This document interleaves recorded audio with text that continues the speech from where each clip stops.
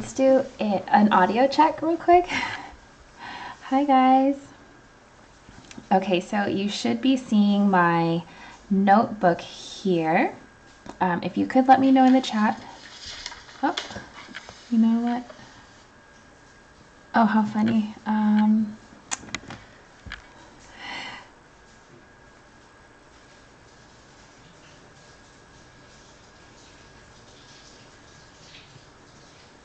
Okay.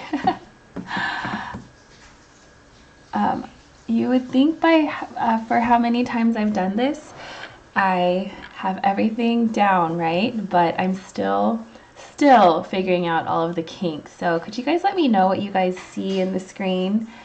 And I think we're good. Do you guys see my capitals page here? Audio is good. Thank you. Hi everyone. Who did I miss? So we're here again, another Saturday. Thank you for joining me in. Hi Annabelle. Hi Linda, Alita, Fernanda. We have Nicoya. And you guys see, okay, so I don't know why for a second I was thinking I was looking at the wrong window, but hi. Let us get started.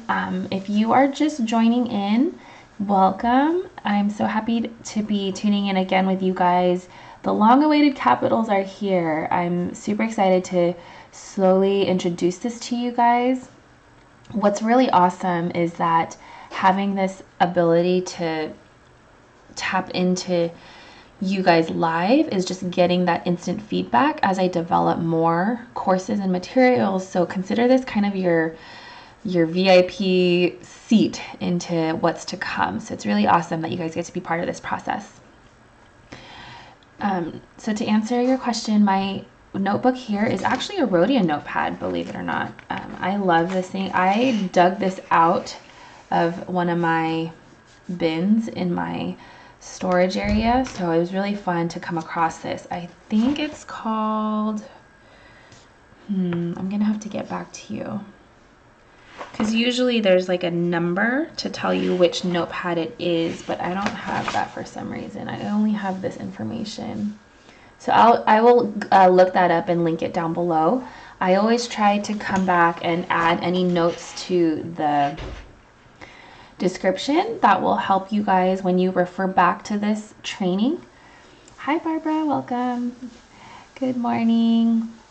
Okay, so I'm gonna hop over here just because it's nicer to feel like I'm actually talking to you. So welcome officially. I wanted to just mention real quick that if you're tuning in from the replay, that I usually start this from where the training begins. So just so you know where we're starting and what you missed, basically just some of me troubleshooting and the chat is going on. Okay, so for a couple of housekeeping things, I am going to be focusing on one topic today. Although that's capitals, it's an introduction to capitals, so it's a little bit it is a broader topic, but the focus is just getting used to the idea of what it takes to write capital letters, because for the longest time I've been drilling on the lowercase letters, so I know you're excited to finally figure out the capitals. And a lot of you have actually been diving in already, so that's awesome.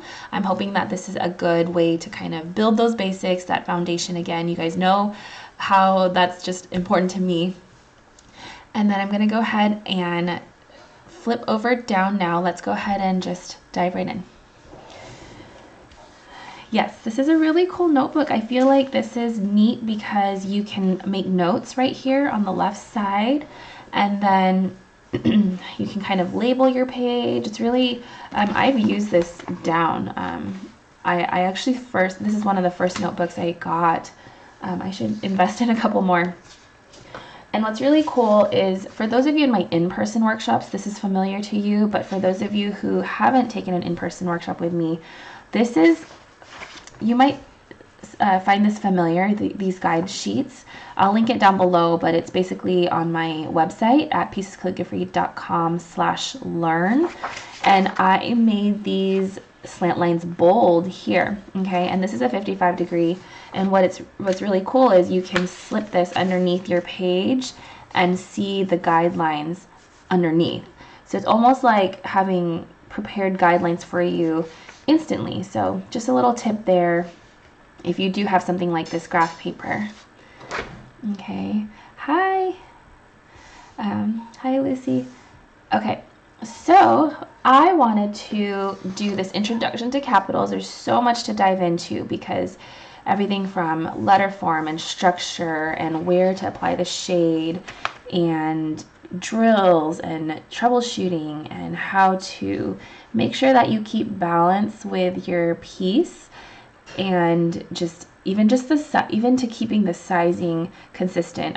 My consistency here was a little off because I didn't totally use guidelines very well. So another thing I wanted to say is capitals have their own basic strokes, and so we will get into that over the next few weeks. Again, this is just an overview. I thought it would be kind of neat to start off with going over print capitals. I kind of rushed this example, you guys, because I had some troubleshooting issues this morning. I had to relocate again. So forgive me for these examples are a little, some of them are kind of not what I would like them to be, but I wanted to hopefully make a point here. So let me zoom in a little bit, or actually I have to bring the camera lower. Okay, so for starters, and if you are doing this with me, that's awesome. If you notice, we still have to think about our thin and thick strokes. We have to think about where to place that shade. Remember, calligraphy is about that nice balance between thin and thick, because if we just have all thick strokes, this is kind of like nails on a chalkboard for me. Right? It can be beautiful in its own way, but it's just lettering. Like, it's not calligraphy. We're not using a thin and thick variation in the strokes. So we want to go from here to placing the thin stroke on one side and then slowly adding that shade to another side, and then crossing with a thin stroke, just because you are going to be going into this thick shade here. And remember, we always want to have a thin and thick stroke cross each other, but we don't want thick and thick. Just look how heavy this lettering is compared to this here. So even staying within print, you can see how just changing the shade of those strokes and still keeping in line with our rules, we can get a very different look. Does that make sense? And then if we were to go one step further, for example, if you wanted to add a, just utilize the copperplate script, and you guys know I usually refer to copperplate just because it's a very good, solid, standard way to create your calligraphy. There's all kinds of ways, but then we want to really make use of the oval shape. And I just realized I did a totally different A than I was thinking of here because I flipped the shade, but you know what? That's okay. So here now I'm trying to really find the ovals in my writing. Okay, so you can imagine an oval here, you can imagine a larger oval here. Okay, just all kinds of ovals. And so that is now introducing another set of rules on top of this script. So see how we go from the idea of where to place the shade, and then now we're actually putting some structure. Okay, so let's do another one. So for a letter B, if we didn't have any, if we didn't care, and I can't even really make this with a brush pen because at some point it's going to not give me the thick stroke. Okay, so from here we want to actually apply the shade only on one side, and I'm going to come out here with a light stroke, and I'm going to add a little bit of shade on the right, but taper back off into a light stroke, a thin stroke, and then come back again. But notice how I'm trying to be intentional with which strokes are touching each other. Then from here, we can create an even more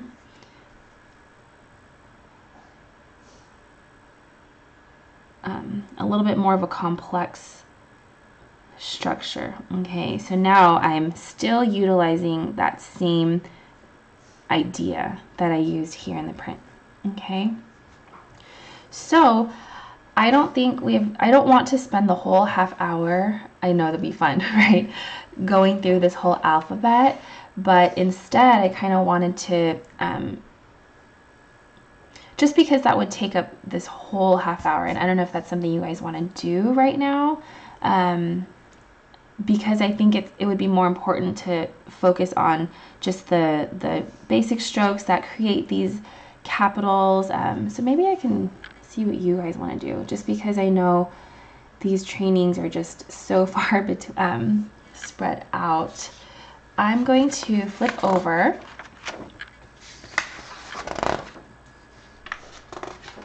and go ahead and place this until I kind of see some feedback in the chat. I'll just continue on. Okay.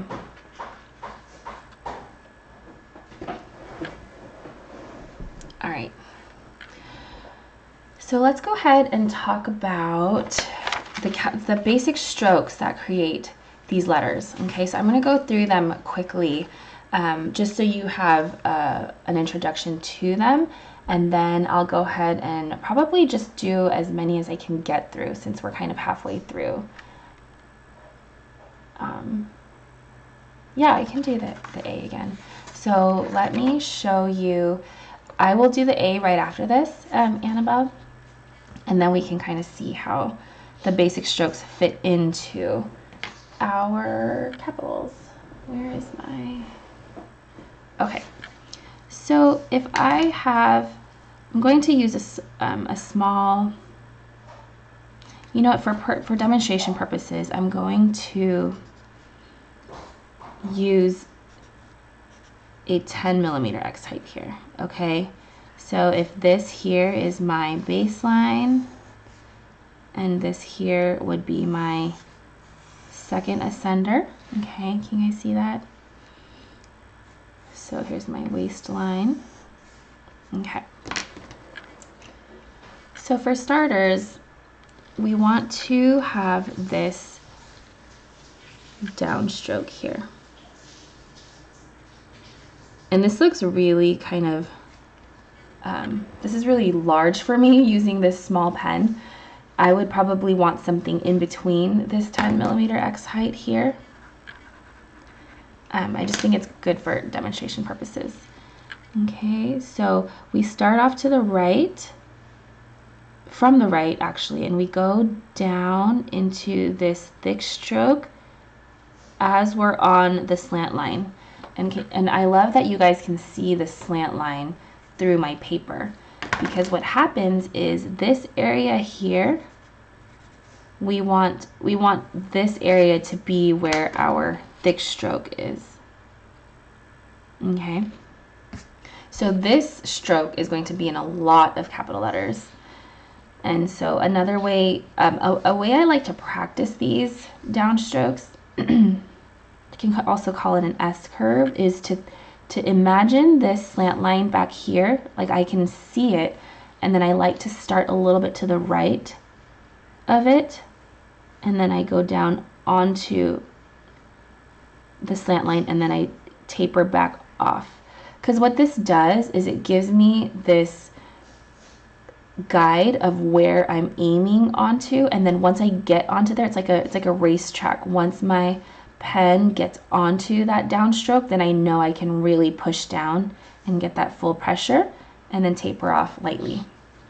Okay, so then an A, actually let me show you another stroke. So this is your S curve, and then an upstroke that you would use for the A, since Annabelle was asking about that, would be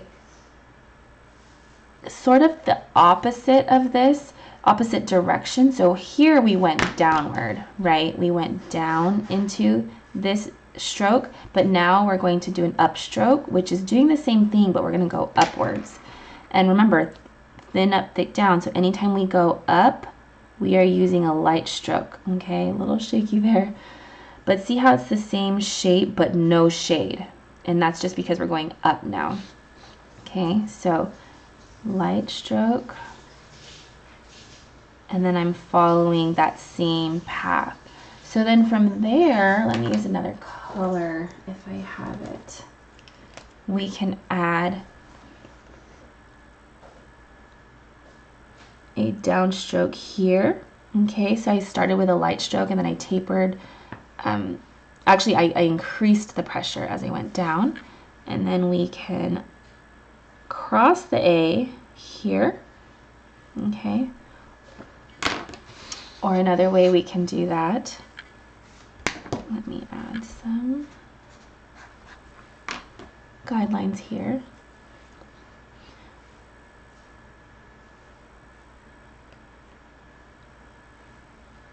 Or another way, we could just cross the A. You don't have to create this stroke here. Okay. Or you can utilize that downstroke here. Okay. And then come down with a light stroke. So now the difference is that I did have this thick stroke down here, and I really should have made this a little bit lighter because I'm not loving this intersection. Can you guys see why? See that thick and thick stroke next to each other? And let me use, I think this pen might be a little too much, not giving me enough of a thickness that I want.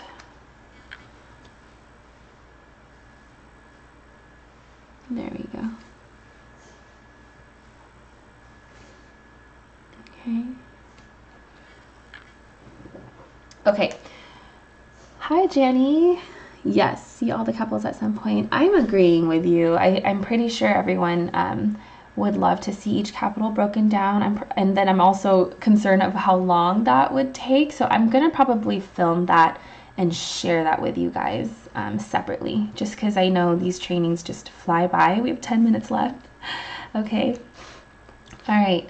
So I wanted to go back to our downstroke here and see how we can see that in several letters. So I'm just going to kind of go through the alphabet in my mind and think of which letters have this stroke. Let's just start off with this stroke today. I think that would be a good focus of our time because I love to just jump around and go through everything, but at the same time, focus is good. Okay, so I'm going to make that S curve here. And you can add a dot here. This is a terminal dot. You don't have to. This is just a little bit of extra style, and it kind of gives it some kind of ending that it doesn't just finish off to the side. And then for a B, you can actually just create your B here. Okay, but a lot of times I feel that this empty space could use some extra, we could really put some extra ink in this negative space, and so a nice way to start off the B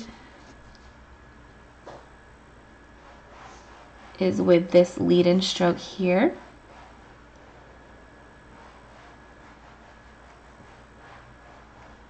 Okay.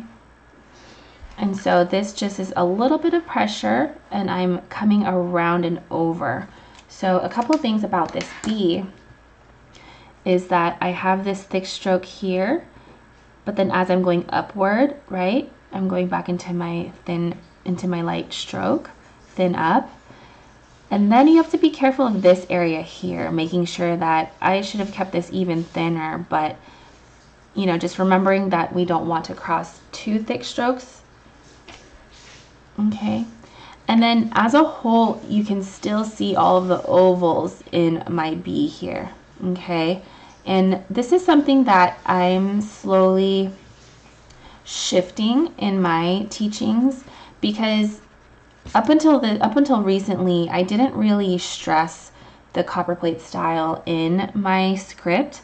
I just didn't want to be so tied to the rules of copperplate, but I'm just loving it so much lately that I'm feeling like kind of committing to it. And that's something we can talk about later, or I'll share with you as I get more. Just because we could, let me take off my slant lines here.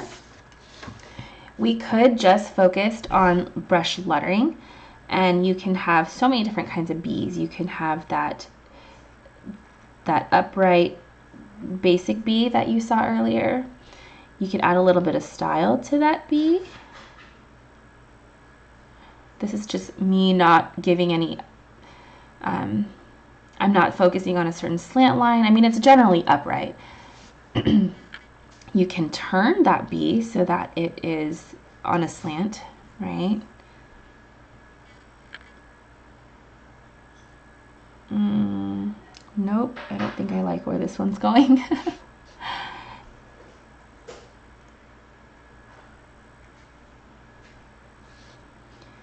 Okay, and that's why I think some of you guys know out there just from the other teachings I've done. I mean, modern land is just not my comfort zone. I mean, I love doing it just on the fly, but I love the rules of copperplate. And so I'm just curious what you guys feel. I've gotten some feedback on other videos when I would share different styles. And I think just having a traditional and very structured foundation is good. It's a good foundation for you. Okay. And then Annabelle is saying that the second A is harder to do. Yeah, this one, I feel like what might be hard for me is the second stroke, because I'm trying to find where to place it. Okay, but you want to be careful because, you know, if it comes out too far here to the right, then it just makes this whole area so wide. If it's too narrow, then you're going to have this tiny space here. And so I kind of chose this space here just visually, what felt good to me. But I would experiment if this isn't something that's comfortable to you, because maybe you want your letters on the more narrow side. Okay, so it's just about being consistent. So even if you do choose however to structure this second part. Okay. Yeah. And this pen I'm using, you guys, is a Kuretake Fude Gokachi pen. I have to remember to put all these supplies down below in the links so that way you know the names. I mean, not in the links, in the description. Okay. Okay. Did I miss any? Any questions, you guys? So the takeaway here, okay, is to understand that capitals have, what helps me honestly is just understanding that you really want to start off with good control of your pen. Okay, and this is exactly why I don't want to necessarily jump into capitals for beginners and in beginner workshops, just because it's a whole new set of strokes and the mentality around that. But I'm excited to slowly dive into them with you, and I will make sure to label these replays with the topic that we talked about. So for today, I'm going to put introduction plus this first curve. Actually, I might just keep it at introduction because we didn't go into this way too much. Okay, should the entrance loop to the left side be the same thickness? Good question, Catherine. So Catherine is asking if this thickness of the lead and stroke should be the same thickness as this downstroke. Ideally, no. You actually want to have this be slightly smaller because it'll just kind of take away from the main part, this stem here. So if I were to use a larger pen, let's see if I can demo it with a bigger pen.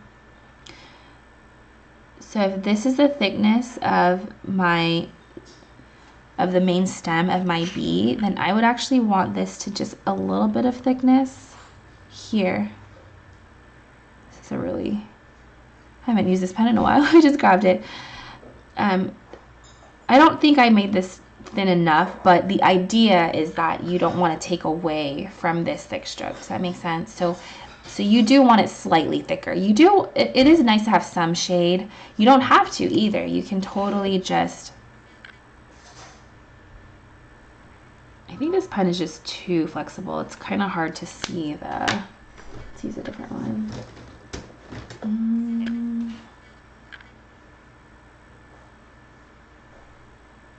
You could also just keep it thin the whole way.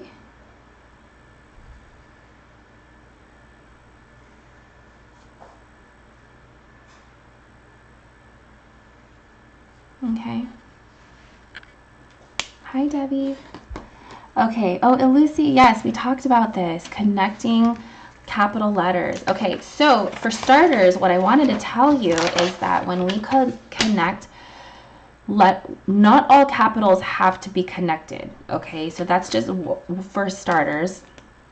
For example, you could just, let's see, let me think of, like the letter P, for example. You wouldn't connect the letter P to the next stroke just because it ends here. Okay, so then I would start my next letter here. I could start off with an entrance stroke, or I don't have to really. Okay. And I did not set up my guidelines, you guys, so don't pay attention to the structure of the rest of these letters, but in this example here, we're focusing on the connection. So you don't always have to connect letters to the next, to the lowercase. But when you do connect them, so let's do letter R, for example.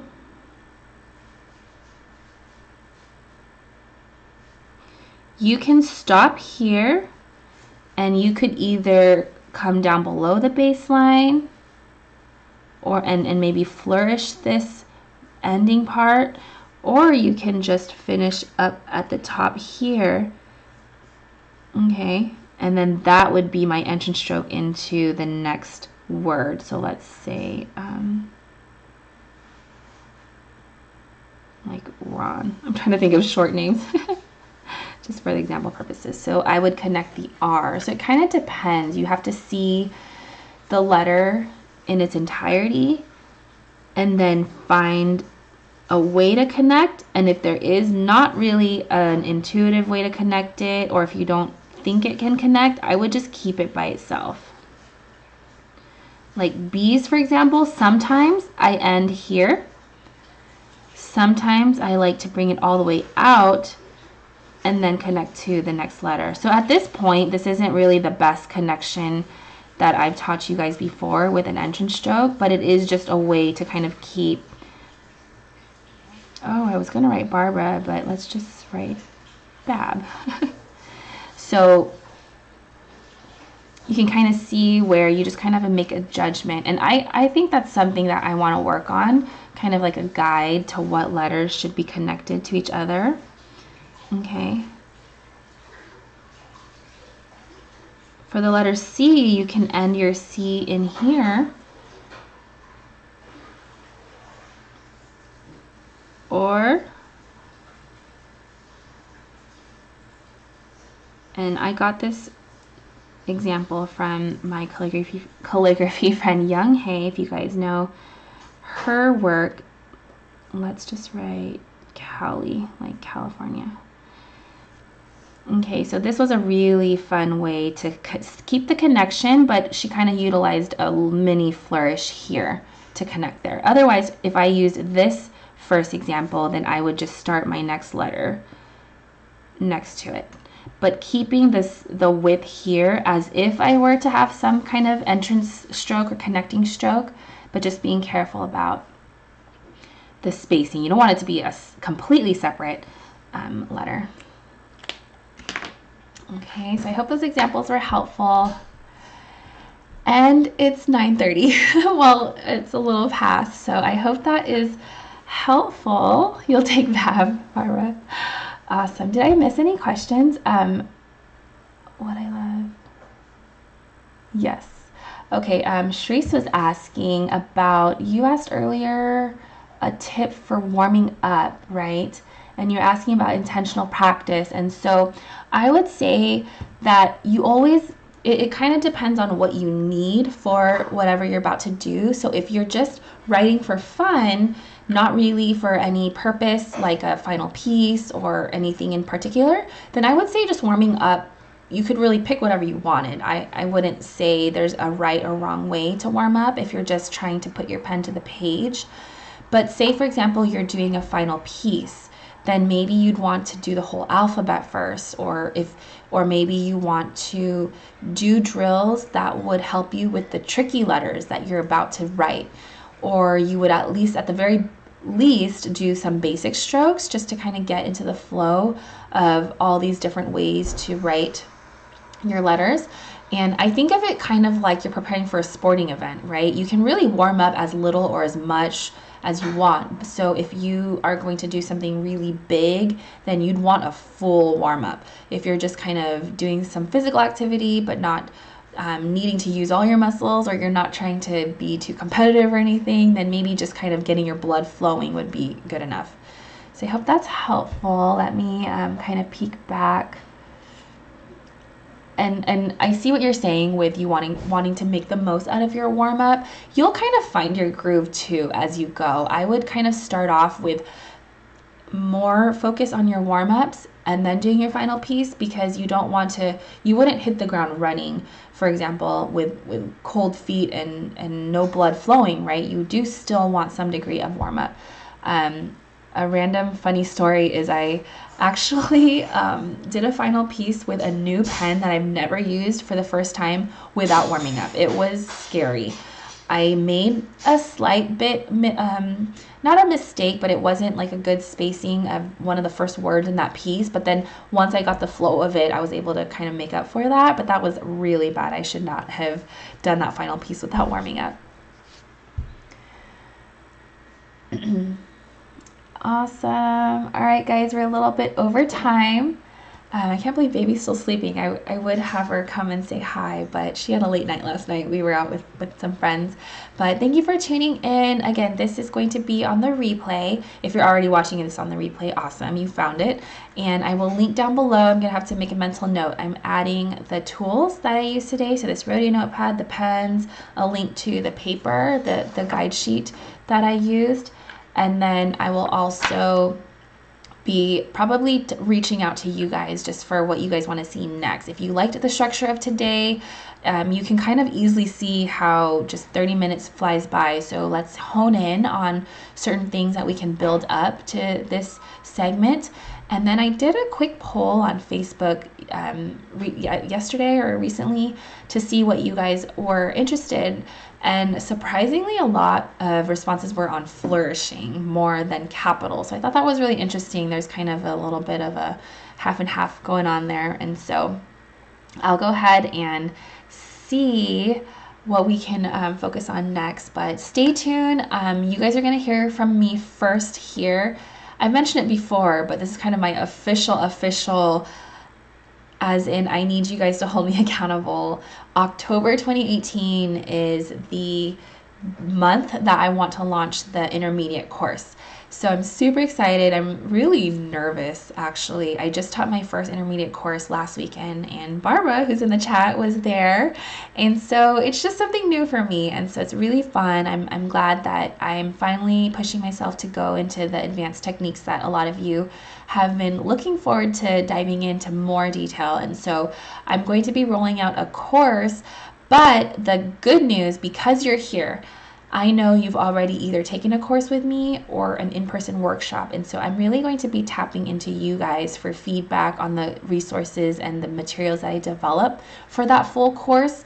I couldn't possibly complete a full course in our trainings just because the courses are more structured and they have a detailed start and finish, whereas these are kind of more on the fly, informal.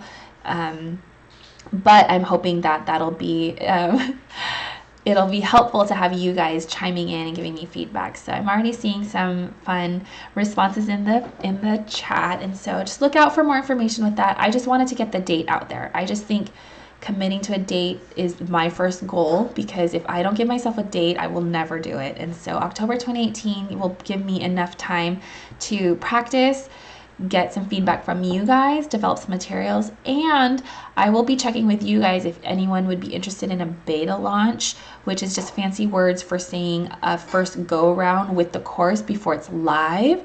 And then I would probably offer it to you guys at, you know, a huge discount, because, you know, I still want the commitment, and I think sometimes when we get things for free, we don't take it as seriously.